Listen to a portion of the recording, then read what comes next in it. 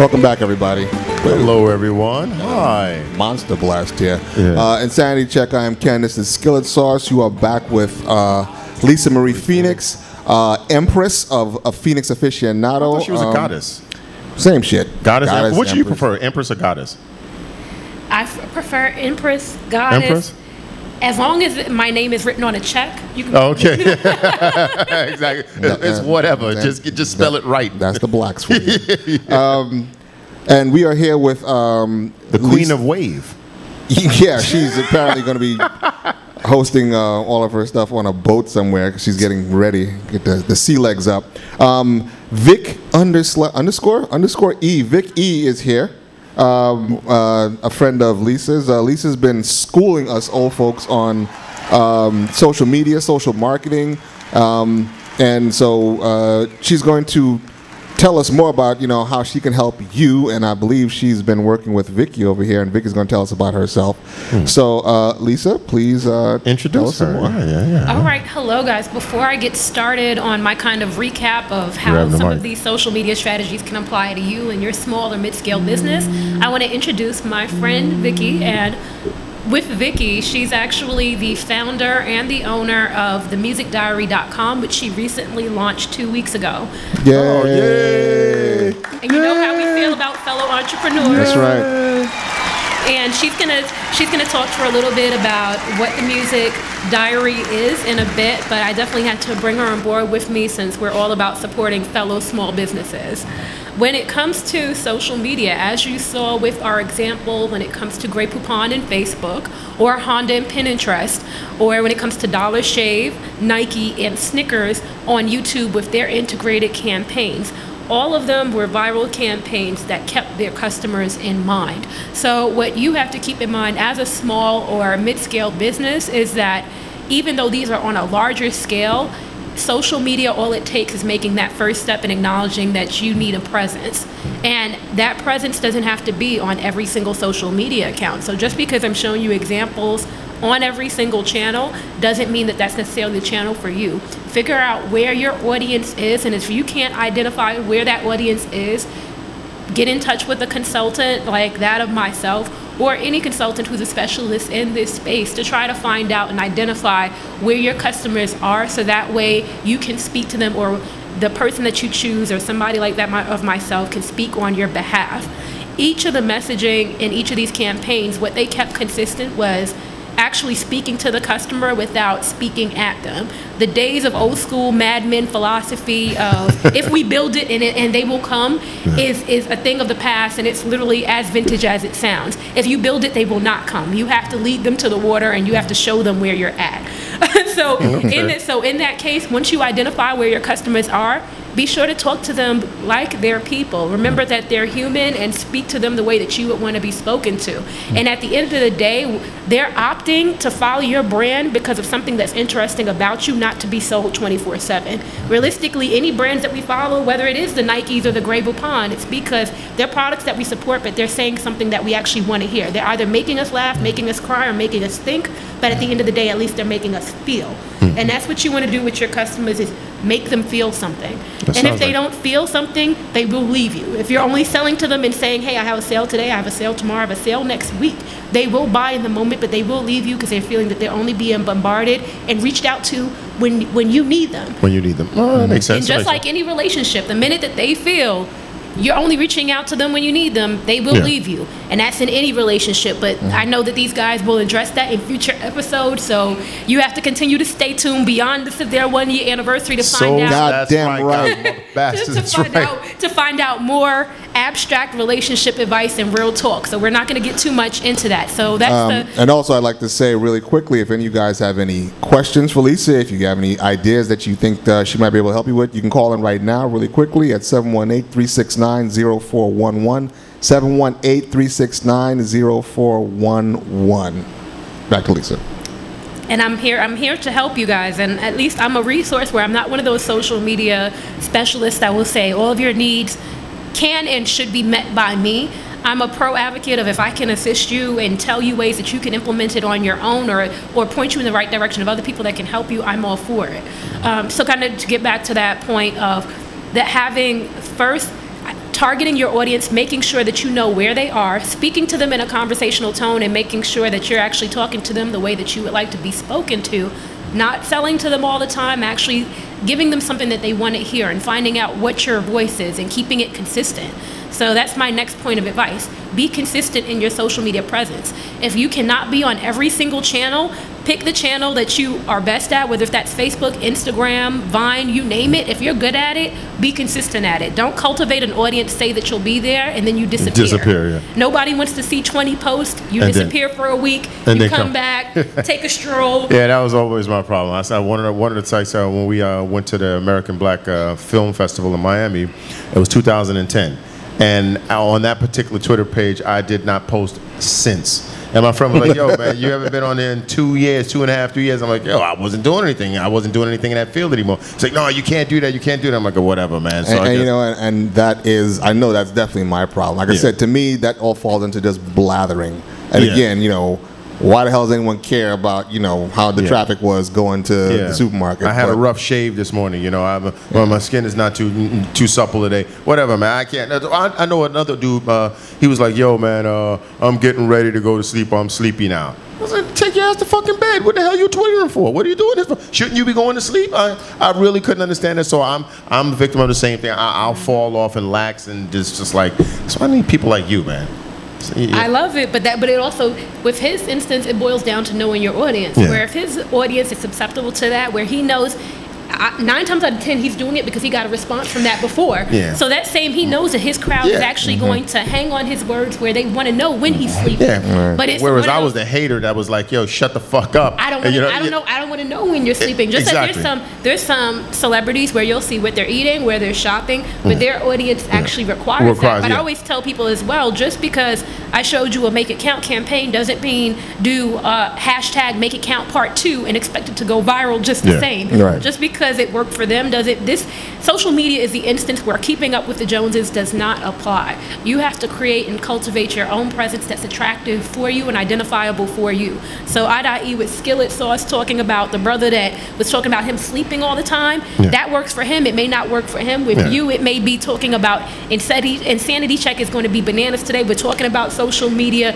Tune in. He tries it and it could be a total flop. It's identifying your niche and knowing what works best for you. So that's my kind of main thing as well when it comes to that is consistency. There are multiple steps and multiple keys of advice, but another last one that I'll kind of leave it at is know exactly what is for you. And by what I mean by when it comes to knowing what's for you, it's saying know that when it comes to each of these models that are out here, they're a guideline for you, but they're not the Bible. They're not the final say. So know that this is a growing profession where even though I am a specialist, I am not an expert, and anybody that else tells you that they're an expert is lying. This is a constantly growing and evolving field. I dare someone to walk up to me today and say that they're a Vine specialist when Vine just dropped in January. So that would be the equivalency of anyone that can tell you that they're a Facebook expert or a Twitter expert. These are on constantly changing mediums where everybody can be a specialist, and we're growing in knowledge on a day-to-day basis to assist you, but no one is a pro. And so that gives you just as much of a right as any of us to learn these mediums, master it, and make it work in your favor, because each of them can turn into customers for you in whichever form that you need it if you give it that chance and you invest that time and energy. And that would have been a perfect. That was actually really good. That would have been a perfect time for some of that, inaugural music. So you have a couple more pictures that you wanted to show us? Yes. The first picture is a snapshot of the social mediums that are available to you right now that you could capitalize on. And I'm going to wait for that to be up before I just briefly explain that. Oh, you said you can go ahead. All right, cool. With this snapshot, this is the plethora of social mediums that are out there and available to you, not only as an individual, but also to you as a brand. And like I said, it's making it fit, it's making it work, and also having that distinction as well of knowing if you're going to have a combination of your personal brand combined with your business brand, if they don't conflict with one another, or if you're going to have them completely separate, but yet bringing back to that consistency factor. If you're going to do it, stay consistent with it and figure out which channels you're going to do which.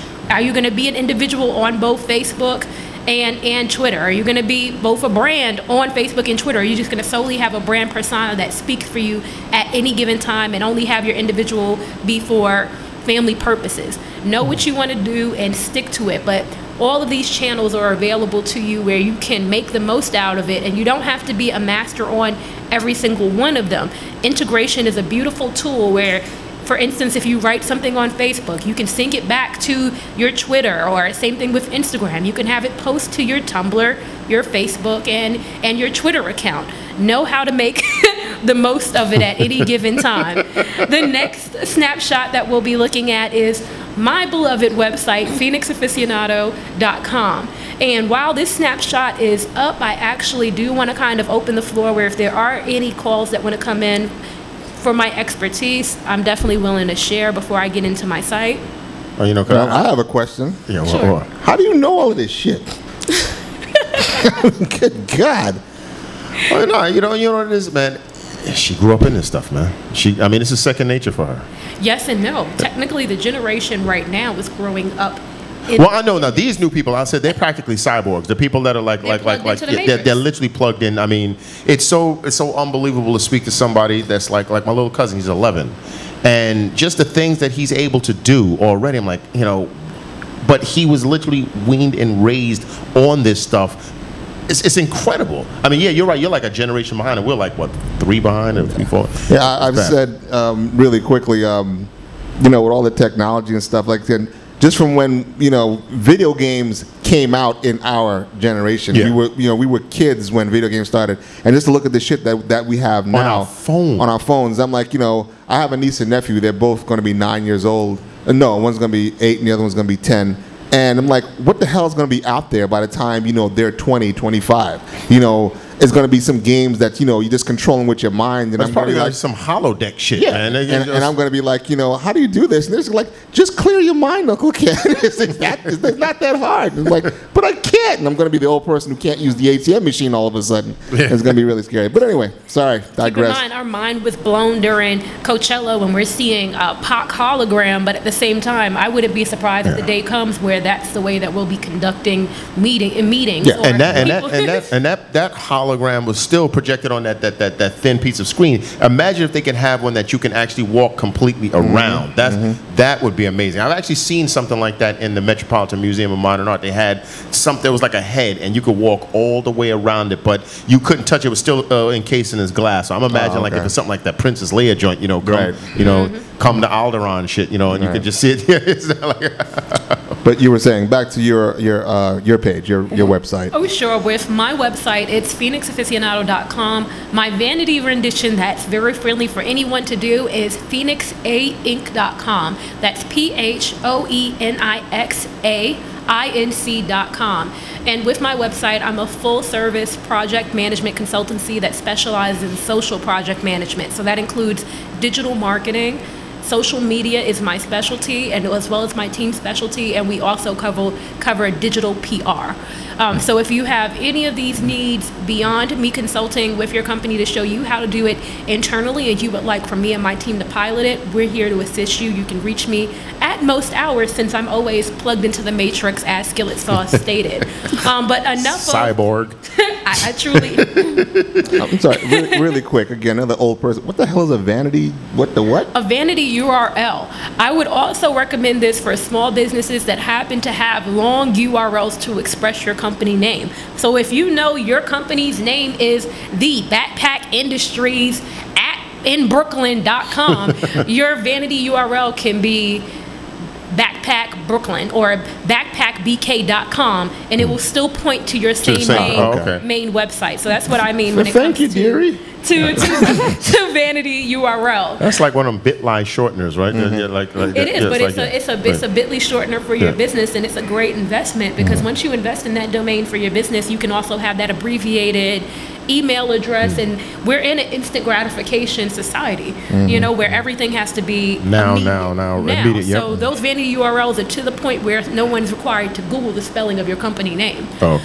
So enough about Phoenix, and on my closing point before throwing it and introducing Vicky is, like I said, remember, knowledge is key, and this is a new field that's changing every single day, but as long as you stay abreast on the changes of this industry, you can capitalize and make the most of it for you and your personal brand as well as your business. Remember that the positions of today that I'm working in didn't exist when I was a child, just as with the generation coming up before us. Your children will 9 times out of 10 be working a job that does not exist right now. So embrace it, embrace technology, and figure out how you can work for that machine as opposed to working against it and having it work in your favor. So with that being said, next up is my dear and loving friend Vicky. Her Twitter handle, oh, but that reminds me, with social media handles, you can find me on social media as @PHNX_aficionado, AFICIONADO, across media. So whether if that's on Twitter, Facebook, I'm a very big Instagram user, and I'm also on Vine. All of those are @PHNX_aficionado, and you can also find me on Facebook as Phoenix Aficionado or Lisa Marie Phoenix. So yet again, I'm going to throw Did you get all that, everybody? Everything? Okay, good. Vicky's asleep. And with Vicky, she's @AddVicky, which is @VIC_E, and she is the founder of the musicdiary.com. So I'll throw it to this fellow entrepreneur so that she can let you know what the Music Diary is about. Hello. Hi, Vicky. Hi, Vicky. I'm kind of nervous. My voice sounds shaky over here. It does. It's terrible. I mean, it's horrible. Okay. Yeah, Lisa's great, guys. I just wanted to say that she actually won. You didn't say that. She actually won small business from Black Enterprise. I really did forget about that. Really? Sorry. I was That's a big thing. I was the grand prize winner and recipient of the Black Enterprise Small Business University. With me being the grand prize winner, I won $10,000 worth in Dell equipment. Shameless plug, you can see my proud Dell here, as well as my home office is by Dell. And Black Enterprise also featured me in their November issue last year, as well as on their website. I love you, Black Enterprise. I love you, Dell. And they're very big advocates of not only small business, but also small minority-owned business. And I love that, and I intend to pay it forward every step of the way by continuing to support other fellow small businesses. So I did forget to mention that, but love you guys. Thank you. Just can't stop talking about yourself, can you? That's why I had to say it for her. 'Cause, Okay. you know, I wanted You were just nervous. You didn't want to talk. That's exactly. all it was. I just tried to. You tried to flip it. segue. Yeah. Exactly. Back to Lisa. Okay. Yeah, I'm a little, surprised. So tell us about the website. Tell us about the But, website. yeah, it's called themusicdiary.com. I actually created it to talk about my journey trying to make it in the music industry. Okay. In November of 2012, I actually left my job at a digital marketing company. And the first job I applied for was a job at Atlantic, and I actually had an interview, and I was really excited, and I was nervous, and I was like, okay, I got this, God, please let me have this job, I really want it. And it was like a month and no response after I had the interview. And I mean, I was blessed to just have the interview. So many people don't even get to go to Atlantic Records and, speak to someone. And I was like, what am I missing? I obviously look good on paper, but what else can I do? So I actually created the blog. It actually launched in January, but I officially launched it and had an event March 20th, my birthday. I don't know why I'm plugging my birthday, but March 20th. And I've been really trying to inspire and inform other people in the music industry because I wanted to kind of document my journey so other people could learn from it. I feel like a lot of people are just blogging about, okay, yeah, this is a new artist, and look at Nicki Minaj and her booty, and Blather, yo, exactly. Kim and Kanye, what's up with them? But I wanted to do something that really was trying to educate other people who are trying to, kind of be where I'm trying to go, Okay. I kind of have a step in, in the right direction. Right. So that's pretty much what the blog is about. Oh, cool. Very good. Very good. Well, we are actually coming. Yes. Hold on, I need to know, what is your lung capacity like? I mean, you can talk for like 5 minutes straight I'm without sorry. breathing. Seriously, you're asking that question? Yes, that should let you know when I'm amazed at somebody's ability to keep talking. Like, holy smokes, else to get. I am a speaker, as you guys can tell. If you visit phoenixainc.com, I'm also available for speaking engagements. Oh, really? Well, there you have it. Make sure you got a ladies and 3-hour clip book. Anyway, this has been the 1-year anniversary show of Insanity Check. First and foremost, I would like to thank 8. 8 has been a great supporter. He's helped us out a lot. He taught us the ropes around here. And, you know, he's very, very flexible dude. If you want to have a radio show. How flexible is he? That's for the... You would ask that question. Yeah, yeah, whatever. Yeah, so, I mean, for all you cats out there who, you know, think we're having a good time up here, we are. I mean, truth be told, this is why this idiot did the show for like the first half of the year, because he just liked being here. So, again, thank you, Eddie. We appreciate everything you've done for us, brother. Right. I appreciate you guys being here. I actually enjoy, this is one of the few shows I enjoy doing. I must say, I don't enjoy doing all of the shows here at SD World Vision. That's why I'm looking for my new engineer to come in as soon as possible. Well, cool. That's good to hear. So anyway, folks, this has been a full year of Mania. We want to thank, of course, Lisa Marie Phoenix and Phoenix Aficionado. If you haven't heard it for the last hour and 72 minutes, she is the woman to talk to if you want to really try to make it in this whole digital world now. We want to thank Vicky for coming in. We appreciate the stuff that you're doing. Again, a black person, you know, trying to make their way through the harsh lands. I want to thank Skillet because, you know, it's me and Skillet. We do it together. Quite frankly, a lot of the feedback we get is on the crazy shit this motherfucker says. This is why I brought him here. So thank you guys, everybody. Hopefully, wait a second. No, everybody got to give Ken, because Ken is the organizer. He's the orchestrator of all of this. So I want to thank Ken because he actually brought this to my attention. I had no idea about doing anything like this. Period. He came to me, brought it to me, and when I had my doubts, he made sure that, you know, I could still see the light. So thank you, Ken. You're welcome, man. So again, this whole show will be on our YouTube channel, Insanity Check Radio. You can comment and say hi to Lisa on Insanity Check on Facebook. Actually, she'll talk for you and herself. You can tweet us on Insanity Check 12. And again, our new Google Plus page, Insanity Check is on. Thank you, everybody. It's been a great year. Hopefully, with Lisa's help, we'll make another 5 out of it. All right. See you next week. Take care, everyone.